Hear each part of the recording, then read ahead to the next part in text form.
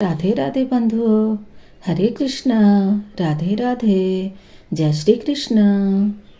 बंधुओं, आज 7 मार्च दिन गुरुवार है। विजया एकादशी व्रत का उपवास 6:07 से प्रारंभ हो रहा है। कल यानी द्वादशी दिन को पारण, 8 मार्च दिन शुक्रवार को 6:06 से लेकर 10:03 तक होगा। बंधुओं, आप सभी इसी समय के बीच अपना पारण अवश्य कर लेंगे। सही समय पर पारण करने से ही एकादशी व्रत करने की उचित फल प्राप्त होता है। पारण करने से पूर्व आप ब्राह्मण देवता को दान दक्षिणा अवश्य दान करें। समय न मिल पाए तो दान दक्षिणा की सामग्री पारण करने से पूर्व निकाल ले, उसे बाद में ब्राह्मण देवता को दान कर दे। दान में आप रुपया, पैसा, फल या द्रव्य दान कर सकते हैं। तो बंधुओं, आइए आज हम विजया एकादशी व्रत का महात्म्य सुनते हैं। युधिष्ठिर ने पूछा, हे वासुदेव, फागुन के कृष्ण पक्ष में किस नाम की एकादशी होती है और उसका व्रत करने की विधि क्या है? कृपा करके बताइए। भगवान श्री कृष्ण बोले, युधिष्ठिर, एक बार नारद जी ने ब्रह्मा जी से फागुन के कृष्ण पक्ष की विजया एकादशी के व्रत से होने वाले पुण्य के बारे में पूछा था तथा ब्रह्मा जी ने इस व्रत के बारे में उन्हें जो कथा और विधि बताई थी उसे सुनो। ब्रह्मा जी ने कहा, नारद, यह व्रत बहुत ही प्राचीन, पवित्र और पापनाशक है। यह एकादशी राजाओं को विजय प्रदान करती है, इसमें तनिक भी संदेह नहीं है।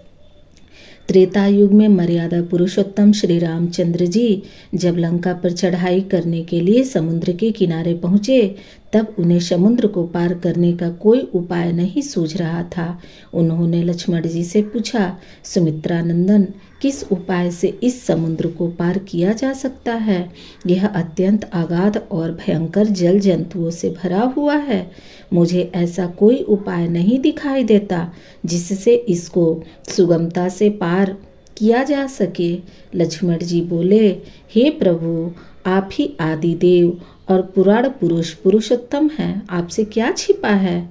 यहाँ से आधे योजन की दूरी पर कुमारी द्वीप में बकदालभ्य नामक मुनि रहते हैं। आप उन प्राचीन मुनीश्वर के पास जाकर उन्हीं से इसका उपाय पूछिए।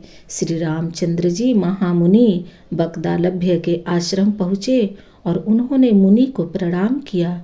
महर्षि ने प्रसन्न होकर श्री रामचंद्र जी के आगमन का कारण पूछा। श्री रामचंद्र जी बोले, ब्राह्मण, मैं लंका पर चढ़ाई करने के उद्देश्य से अपनी सेना सहित यहाँ आया हूँ।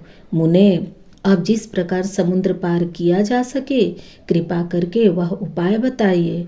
बकदालभ्य मुनि ने कहा, हे श्री राम जी, फागुन के कृष्ण पक्ष में जो विजया नाम की एकादशी होती है, उसका व्रत करने से आपकी विजय होगी। निश्चय ही आप अपनी वानर सेना के साथ समुद्र को पार कर लेंगे।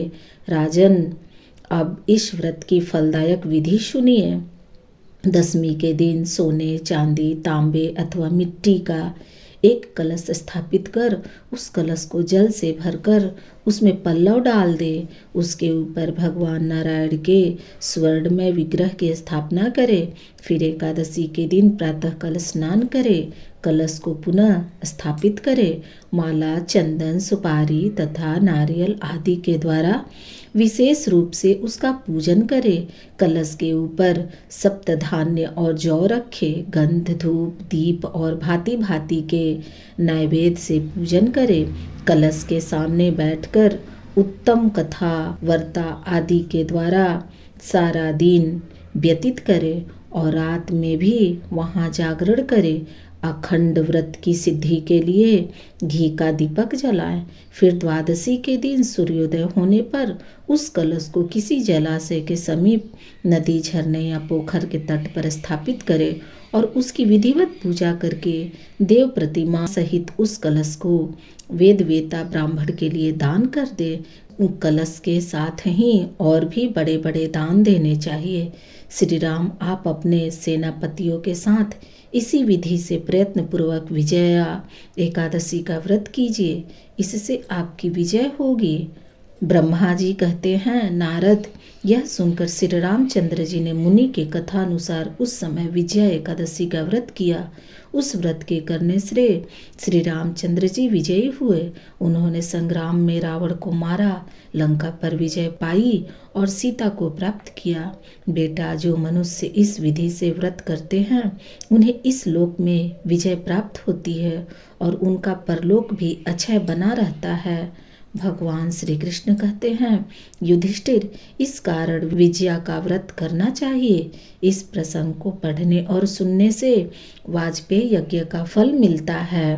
तो बंधुओं, राधे राधे, जय श्री कृष्ण। बंधुओं, आप चाहे तो इस चैनल को सब्सक्राइब कर सकते हैं, इस कथा को शेयर कर सकते हैं, इस चैनल को लाइक कर सकते हैं। राधे राधे, जय श्री कृष्ण, हरे हरे।